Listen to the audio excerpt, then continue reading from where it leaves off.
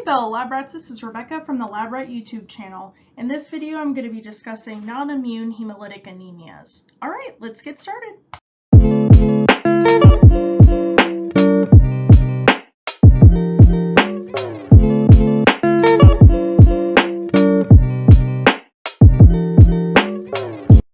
We've been talking a lot about hemolytic anemia.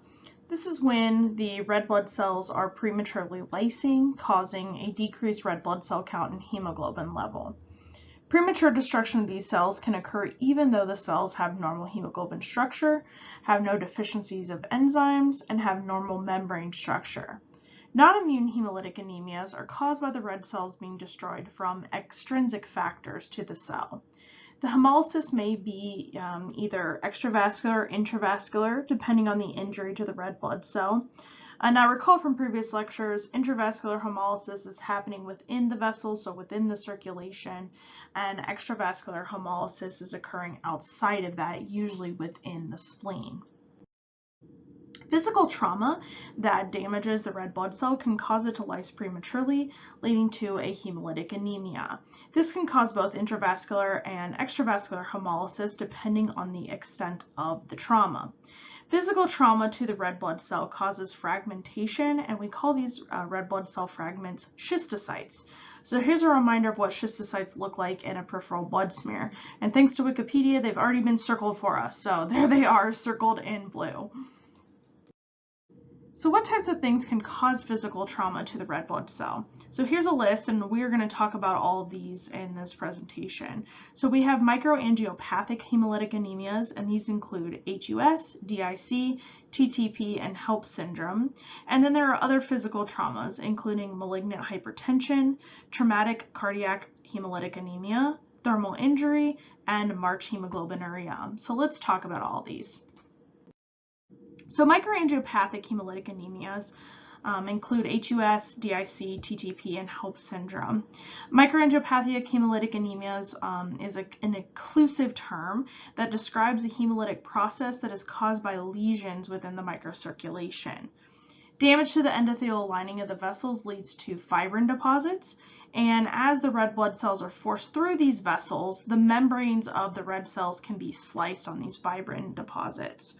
And this results in those fragmented red blood cells, which are frequently removed by the spleen. And what's it called when the spleen destroys red blood cells? Extravascular hemolysis. So in addition to the issues that I mentioned, microangiopathic hemolytic anemias can also be caused by cancer and preeclampsia, which is an increase in both blood pressure and protein levels during pregnancy. All right, so let's talk about these microangiopathic hemolytic anemias. So hemolytic uremic syndrome, or HUS, is a condition that can occur when toxins damage the endothelium and the microvasculature of many organs, primarily occurring in the kidneys. This causes the blood vessels to be damaged and become inflamed, leading to blood clots. Patients will experience hemolytic anemia with red blood cell fragments, also called schistocytes, which we looked at earlier. They will have decreased platelet levels because those platelets are being used up during the clotting process. Patients can experience extreme fatigue, shortness of breath, swelling of the extremities, confusion, seizures or strokes, high blood pressure, and unusual bleeding, often from the nose and the mouth. Those with HUS will have free hemoglobin in their bloodstream due to that hemoglobin being released from the breaking of the red cells, as well as hemoglobin and hemosiderin in their urine. HUS patients will have an elevation of D-dimer. Remember that from our coagulation lecture. So PT or PTT may be elevated as well, but not always. Treatment for hemolytic uremic syndrome is supportive care, so IV fluids to replace any missing electrolytes. Blood transfusions can be given to help replenish red blood cells that have been lost due to the hemolysis. The kidneys experience damage, so kidney dialysis and even potentially kidney transplants may be necessary depending on the severity. Disseminated intravascular coagulation, or DIC, is a rare and extremely serious condition. Patients develop many small blood clots. The body uses up all the platelets and coagulation factors from these many small blood clots, and because of this, the body has uncontrollable bleeding as well.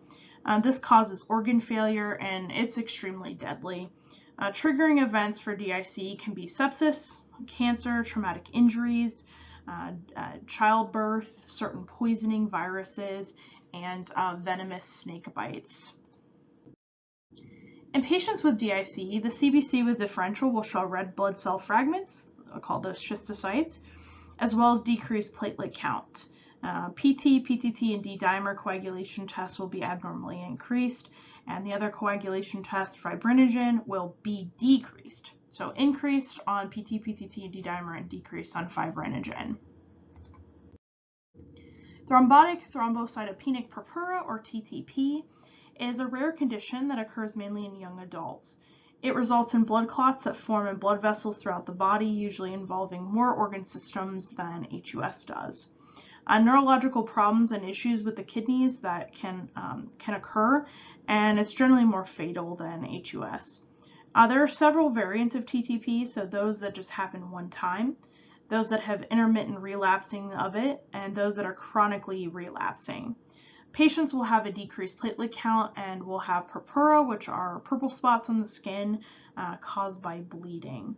Most often, a deficiency in a von Willebrand's cleaving protein can cause this, and this factor actually helps to bind platelets to collagen.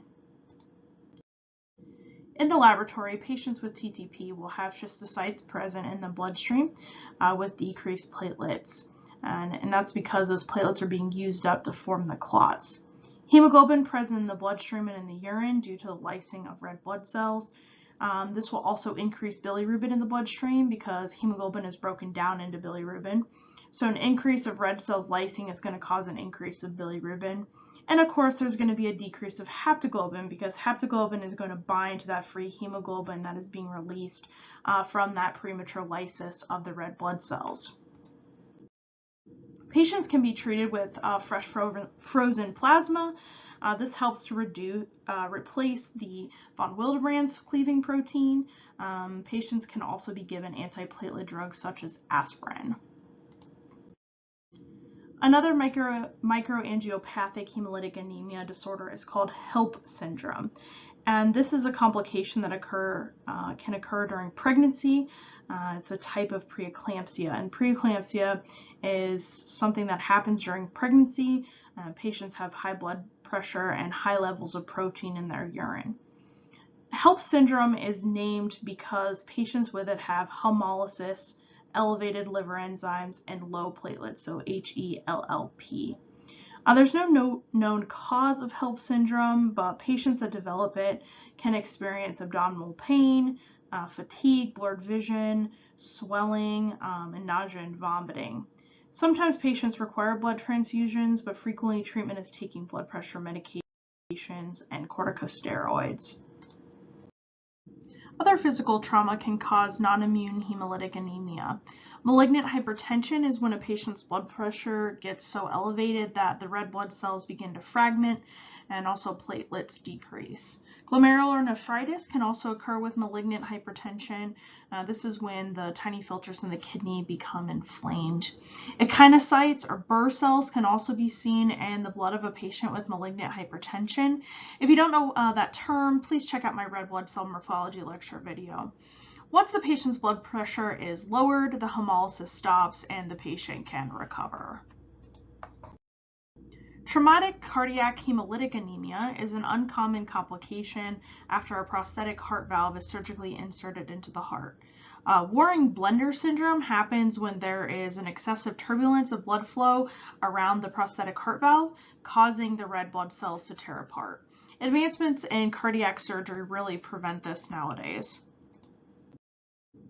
March hemoglobinuria is when physical trauma happens to red blood cells during strenuous exercise. So this can happen in hardcore runners and soldiers who are constantly exercising. Schistocytes are not typically seen in this, but hemoglobin is free in the bloodstream as well as present in the urine because of those red cells lysing. When patients are exposed to extremely hot temperatures, like when they are severely burned, physical trauma to the red blood cells can occur. Severe schistocytes will be present in the peripheral bloodstream with these patients, as well as spherocytes and anisocytosis. And again, if you need a review on what those look like, please check out my lecture video on red blood cell morphology. Infectious agents, venoms, and certain chemicals and drugs can also cause non-immune hemolytic anemias. These are an example of this is malaria. So malaria is a mosquito-borne disease caused by an intracellular parasite called Plasmodium. There are different species of Plasmodium, but they do live part of their life cycle in the cell, feeding on the red cell's hemoglobin. When the parasite emerges from the cell, it causes lysis and then, of course, hemolytic anemia. Plasmodium falciparum is the most dangerous species, and it causes something we call blackwater fever, which is a massive acute intravascular hemolysis. People with malarial infection experience fever, chills, and flu-like symptoms. If untreated, patients can die from this. This is most common in sub-Saharan Africa, but there are some cases in the United States, usually from those that have traveled to a malaria endemic area. Babesiosis is caused by a protozoan infection that is transmitted by the tick. This mainly occurs in the Northeast and upper Midwest United States. Patients with this experience flu-like symptoms, headaches, body aches, fatigue, and jaundice, and additionally, hemolytic anemia and potentially. Please check out my red cell morphology video to see pictures of cells that are infected with this parasite. Characteristically, red cells that have this organism have a Maltese cross shape that is intracellular. Bartonellosis is caused by a bacteria that is transmitted by sandflies and fleas. The organism spends its life cycle within the red blood cell, causing the red cells to prematurely lyse. Symptoms include fever, chills, and weakness, in addition to potential hemolytic anemia. Clostridium perfringens bacteria are one of the most common causes of food poisoning in the United States. This bacteria makes spores and produces a hemolytic toxin that causes intravascular hemolysis, potentially. This can also potentially cause kidney failure. So specific foods that are linked to this bacterial food poisoning are gravy, poultry, and beef and pork. And because of these food items being linked to it, infections tend to happen around Thanksgiving or Christmas in the United States. Nothing says Thanksgiving like a visit from Clostridium perfringens. Treatment includes drinking plenty of fluids to prevent dehydration. And lastly, certain venoms from bees, wasps, spiders, scorpions, and snakes can cause non-immune hemolytic anemias. These are some great pictures of some of these venomous creatures. I'm not sure what type of snake that is, but he looks like me when I'm super hangry, so I can imagine that it's pretty deadly. So if you see a snake like that in the wild, please avoid it, in addition to scorpions and spiders. Alrighty, so that's it for this lecture on non-immune hemolytic anemias. If this video helped you out, and if you appreciated my corny jokes, give this video a like, and please subscribe to my channel for more educational laboratory content. And always, if you have any questions about this lecture, please feel free to leave them in the comments. I'll gladly answer any questions you may have. All right, until next time.